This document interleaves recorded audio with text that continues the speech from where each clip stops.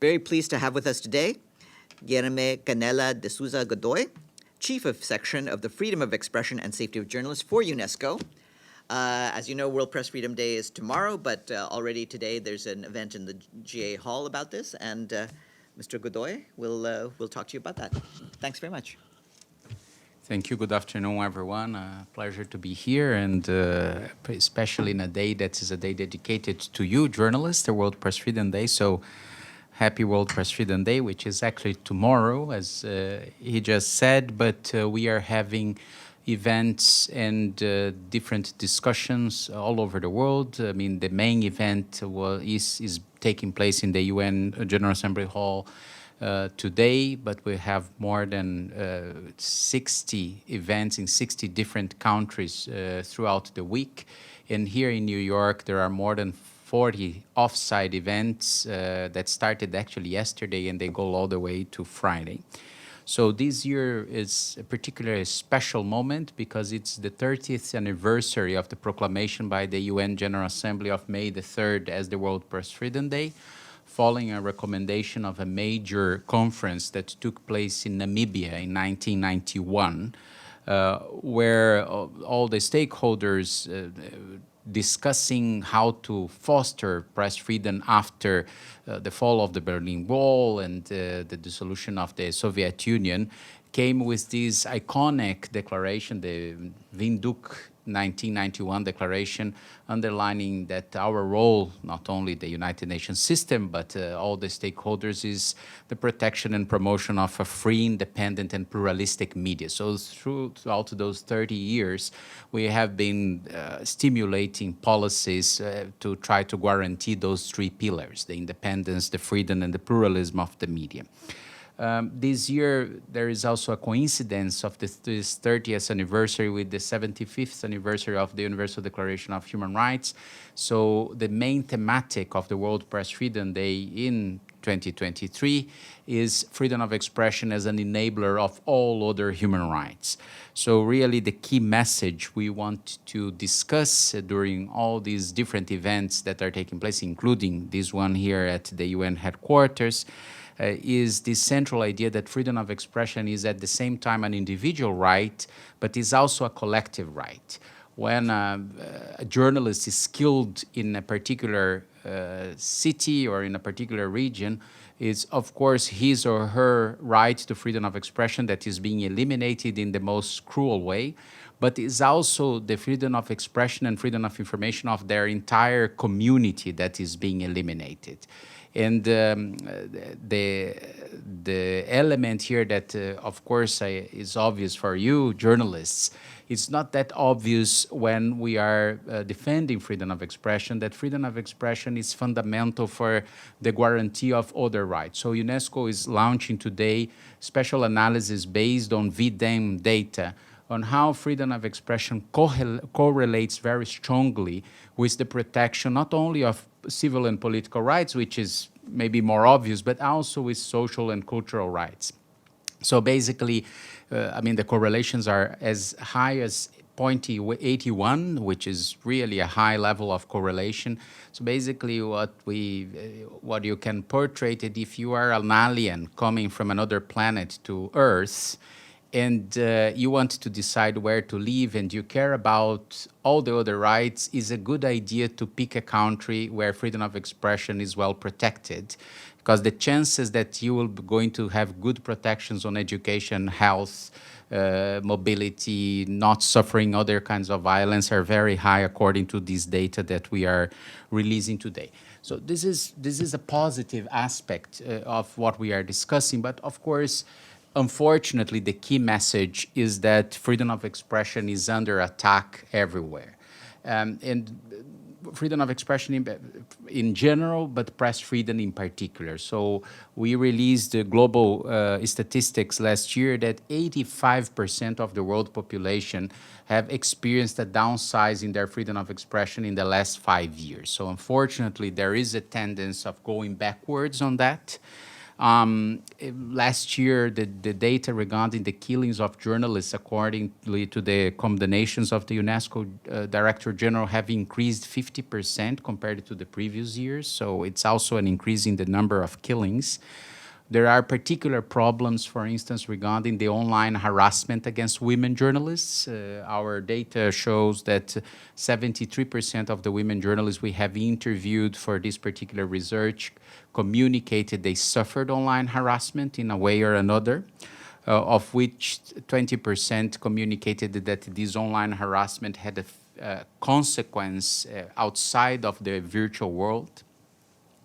We have also, and I'm almost finishing with the key different angles of these unfortunate attacks to freedom of expression.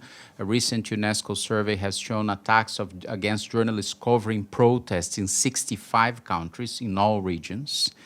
We also have recently published data showing the misuse of the judicial system to harass journalists in all regions, with 160 UN member states still keeping freedom of expression under criminal codes, I mean defamation and other sorts of criminal typology that can actually lead to journalists' imprisonment, which is another indicator on the rise. And then in some regions of the world, we are witnessing this phenomena that is being known as SLAPs, strategic lawsuits against public participation. Again, a misuse of the judicial system trying to reduce press freedom. And then finally, two elements of this very complex puzzle of attacks against freedom of expression are the approval of very draconian regulation against press freedom, and some of them with the allegedly good intentions of countering disinformation, misinformation, or hate speech, but these legislations being drafted in very generic terms and not following the recommendations of the Universal System of Human Rights on these kind of regulations. So we have been monitoring legislation like that in at least 50 countries.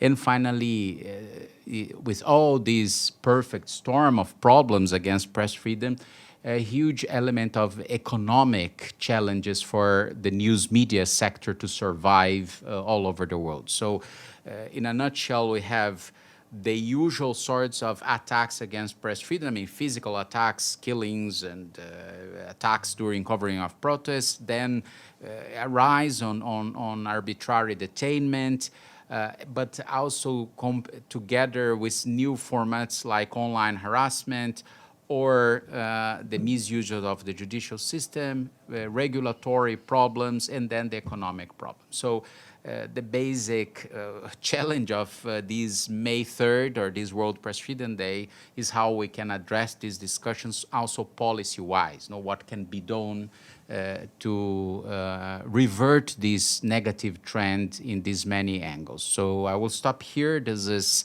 what we are communicating this year, World Press Freedom Day. We also launched a global campaign that many newspapers and media outlets all over the world are reproducing. Just to mention a few: The Guardian, El País, Le Monde, Wall Street Journal, the New York Times. They are all reproducing these campaigns throughout this week, many of them tomorrow, the World Press Freedom Day itself. And finally, tonight, we are going to announce the laureates of the UNESCO Guillermo Canela World Press Freedom Prize. As you know, is the only press prize under the United Nations system. So tonight here in New York, 7:30, we will announce the laureates that were recommended by the International Independent Jury. Thanks. Thanks very much. We'll now turn to the press. Yes, Edie.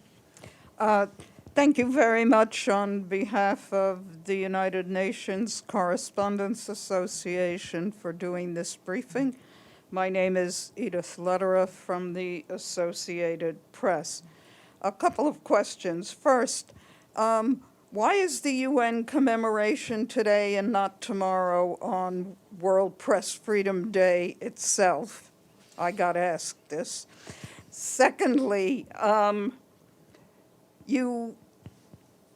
UNESCO is obviously engaged in trying to reverse all these negative trends that you've outlined, but so far things seem to be getting worse and not better. What else needs to be done to actually try and seriously reverse this trend of, among other things, disinformation, harassment, killings, to make a significant U-turn? Thank you.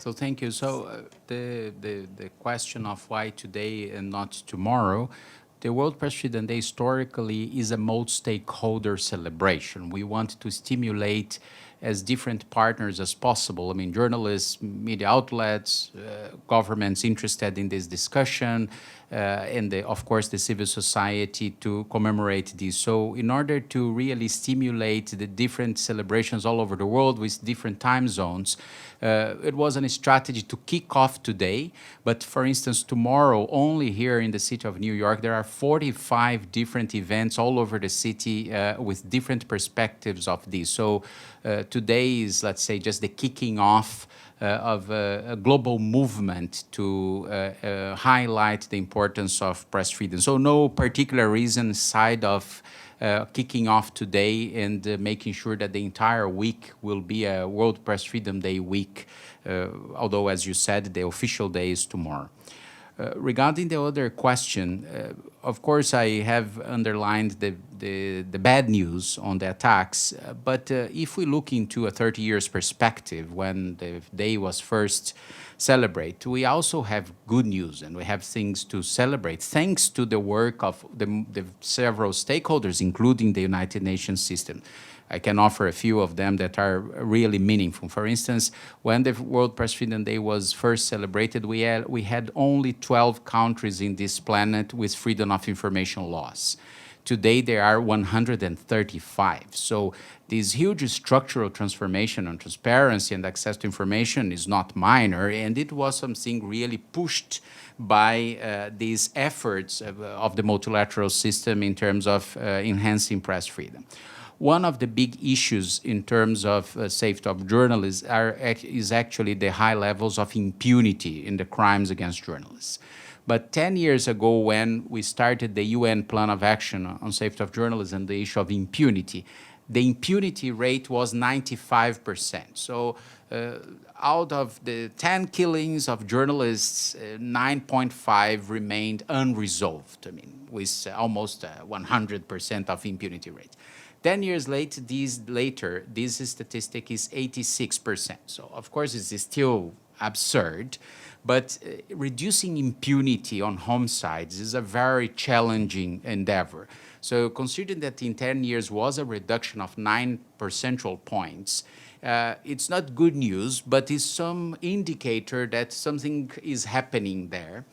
And one of these elements is a strong engagement in the capacity building of judicial actors. So UNESCO has started 10 years ago with the UN Plan of Action an initiative called the Judges Initiative, which has already trained 25,000 judges and prosecutors from 160 countries in these issues of freedom of expression. And of course, fighting impunity is fundamental to get the legal operators involved, otherwise you can't move the needle.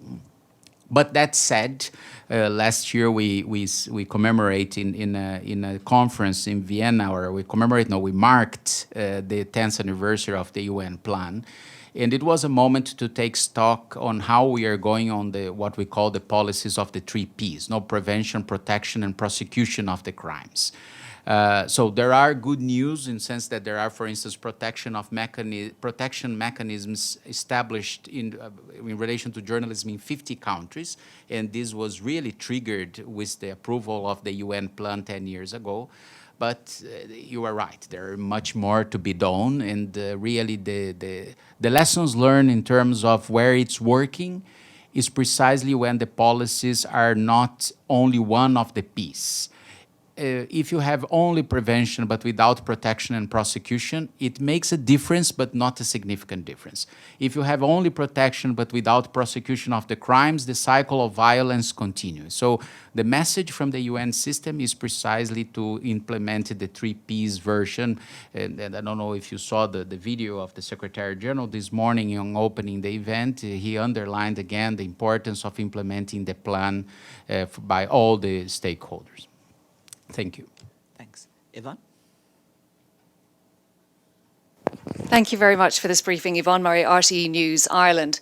I have two questions. The first question is, have you analysed, have you looked into it all, the impact of states that deny their own populations freedom of expression, having access and using free speech platforms to promote their own narrative? And I can give you an example. For example, China and its use of Twitter, Facebook, name any platform you wish, to use their own state media to promote their own narrative whilst denying their own population access to freedom of expression.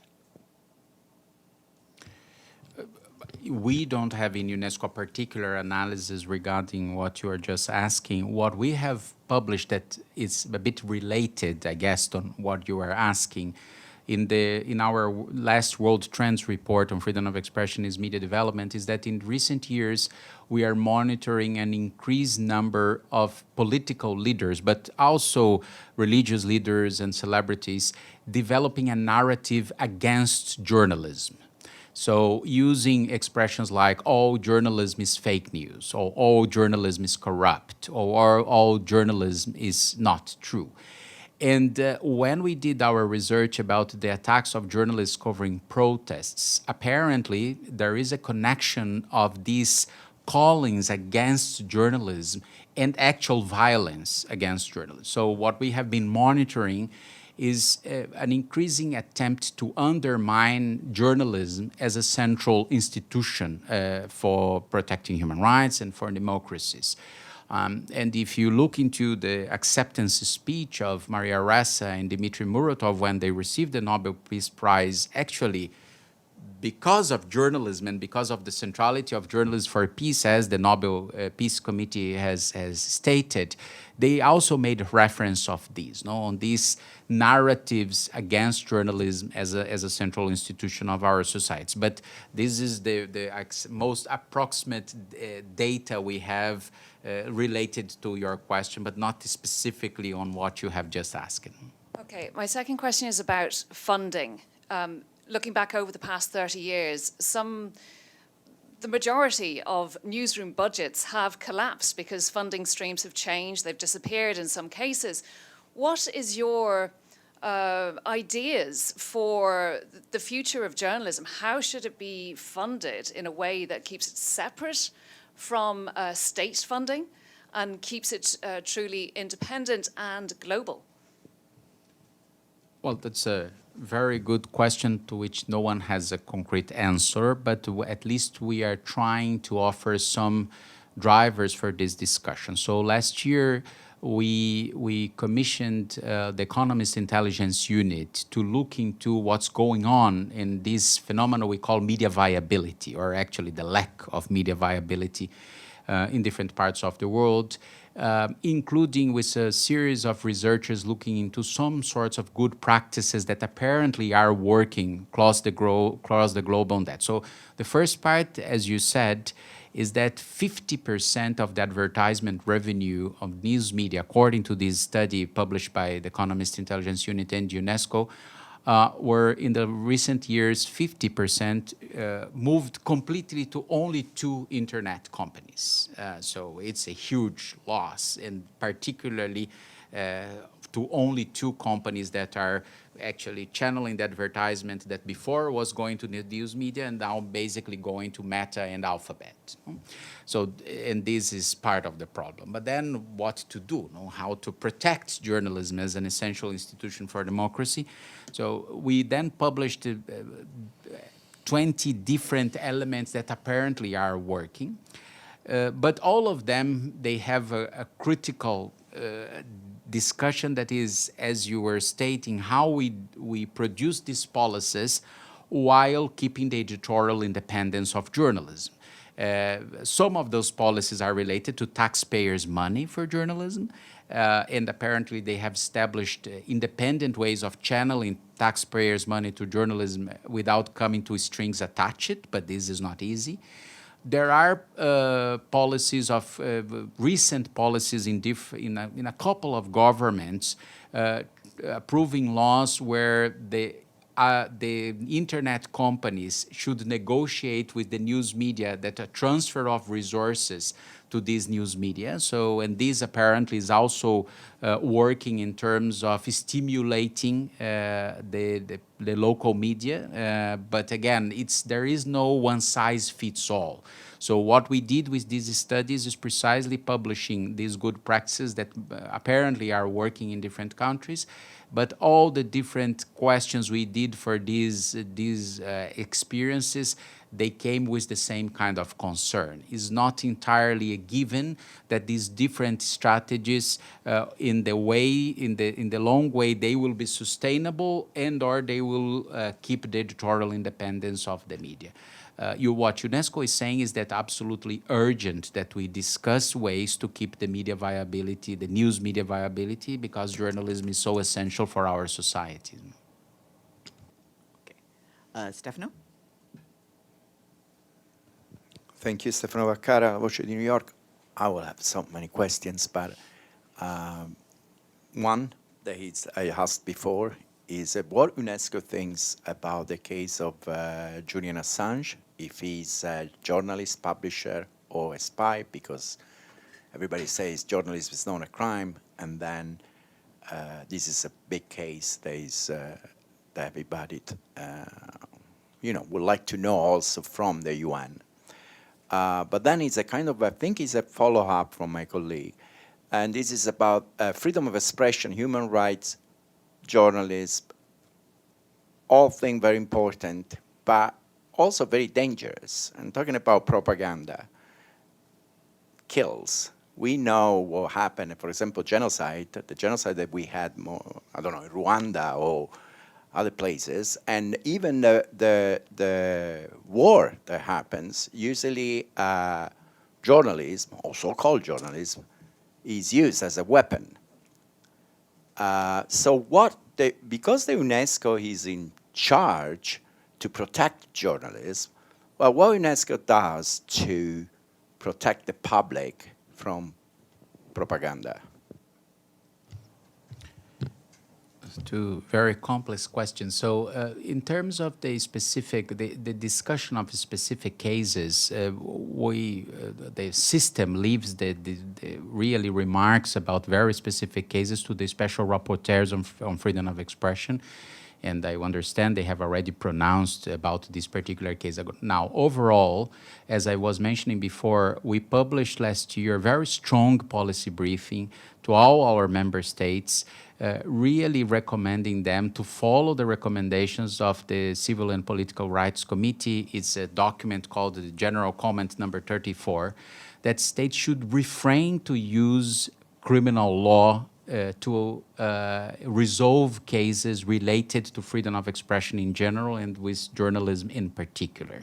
So this is the overall recommendation, and if it fits to a particular case, this is our overall opinion. No? And again, this is one of the most regarding the complicated trends, this is the one that is growing a lot. In the case, for instance, of Daphne Caruana Galizia, the Maltese journalist that was assassinated, she had 45 lawsuits against her before her killing. So there is a concrete, later on, connection with, if it's not working to try to harass the journalist legally, what is the next step? So the recommendation of the international system is very clear. States should decriminalize freedom of expression. which does not mean that if there is an issue, shouldn't be treated under civil laws, I mean, or with the right to reply or different measures. But even that, the international courts, for instance, the Inter-American Court of Human Rights, are saying that even in civil law, the decision should follow the principle of necessity and proportionality. Because some civil law cases of fining a journalist in $40 million is the same as closing the newspaper or creating a censorship. So again, repeating the overall recommendation for us is, for the universal system of human rights, is freedom of expression shouldn't be treated under criminal law, and even in civil law should be follow necessity and proportionality. Now, on the other question on the impacts of speeches that are not protected by the international environment, we just need to remind that there are specific instruments in the universal system of human rights to deal with that. So the Article 20 of the International Covenant on Civil and Political Rights explicitly says that propaganda for war and speech that leads to hatred is not a protected speech. The tricky question here is who decides on that and what are the judicial instruments for this? So the International Human Rights Courts, they have created two tests, what is called the three-part test of legality, legitimacy, and proportionality. And for hate speech cases that are even more complex and connected with the genocide question that you asked, the Rabat Plan of Action has created a test of 6 parts. So what we are doing is really stimulating, particularly the regulators and the judges, to follow those tests when they are facing this kind of content. Now, with the expansion of the internet, which of course is the biggest revolution for freedom of expression since Gutenberg invented the printing press, for good, but also with several negative externalities, these principles that are, for instance, in the Article 20 of the SCCPR, they remain. However, it's much more complex to be implemented because of what is new here is not disinformation of hate speech. As soon as human beings have invented truth, they have invented lies. As soon as we have invented love, we have invented hate. So what is new is not disinformation of hate or hate speech. What is new is what we call the 3 V's: velocity, volume, and virality of all of these. No? So dealing with that is how we implemented the same principles in a very complex environment. So the entire system is very concerned about that. And in the case of UNESCO, we have launched a process that's called Internet for Trust, where we are discussing global guidelines towards regulating the digital platforms while protecting freedom of expression. As you can imagine, is not an easy challenge. This multi-stakeholder discussion already engaged more than, we had a conference in Paris last February with 4,300 participants from all the stakeholder groups, including the tech companies, trying to find solutions for that. Now, one important, and I finish with this, one important element that is embedded in your question is that we need to look in the comprehensive definition of freedom of expression that is in the Article 19 of the Universal Declaration of Human Rights. Quite often there is a confusion that freedom of expression equals only free speech. But if you look into the 3 verbs that define freedom of expression in the Universal Declaration, there is the verb, the right to impart, that is speak, but it's also the right to seek and receive. So when the digital ecosystem is flooded with lies, with hate speech, the rights to seek and receive of everyone, for instance, when citizens are voting in elections, those rights are also being undermined. So the role of the universal system of human rights is to protect this comprehensive view of freedom of expression, and therefore we need to see the balancing act here. For instance, and I finish with this, next year we will have more than 90 elections in this planet, 90.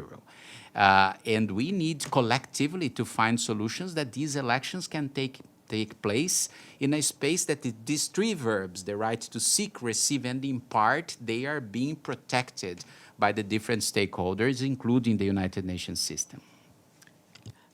Abdul Hamid? Thank you, sir. My name is Abdul Hamid Sayan from the Arabic Daily at Al Arabi. In April, sir, there was 50 violations against Palestinian journalists, 36 by Israel, 5 by the Palestinian Authority, and 9 by the media companies. Are you in touch with Israel? Did you draw its attention to the grave violations of Palestinian journalists? 11 were beaten by the settlers, 3 were arrested, and 1 lady journalist was confined to a home arrest. Are you aware of these developments? Do you do anything about it? Thank you. Thank you for the question. So under the Sustainable Development Goal 1610, you can see there is a specific indicator regarding safety of journalists, mentioning not only the killings, but all the other different sorts of violence against journalists. So this indicator, the agency, the custodian agency for this indicator is the High Commissioner of Human Rights that has been leading the monitoring of those violations, not only against journalists, but against human rights defenders and trade unionists. And UNESCO and ILO contribute to those statistics.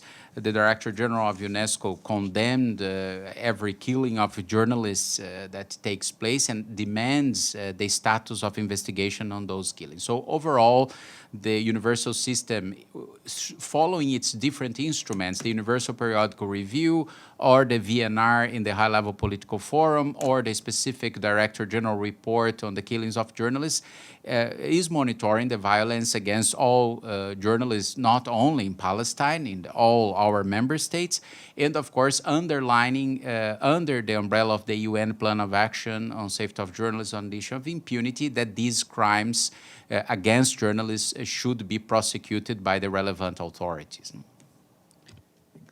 Pam Falk, CBS. Thank you very much for the briefing. As Farhan said, it's Pamela from CBS. My question is a broad one, and that is, you are the UN World Freedom Day person. What do you think is the assessment right now? We're getting a lot of information that this is the worst year ever for journalists, that it's most killings and detentions. Why do you think this is happening, and how bad is it? Thank you. Thank you for the question. I mean, just one correction. It's not the worst year ever, but it's a trend that is coming at least from the last 5 years. I mean, the big question after, as I was saying, trends that were more positive for freedom of expression and press freedom when we first started these more consistent monitoring 30 years ago. So the big question is this just a hiccup, or this is a trend that is going to get worse and worse?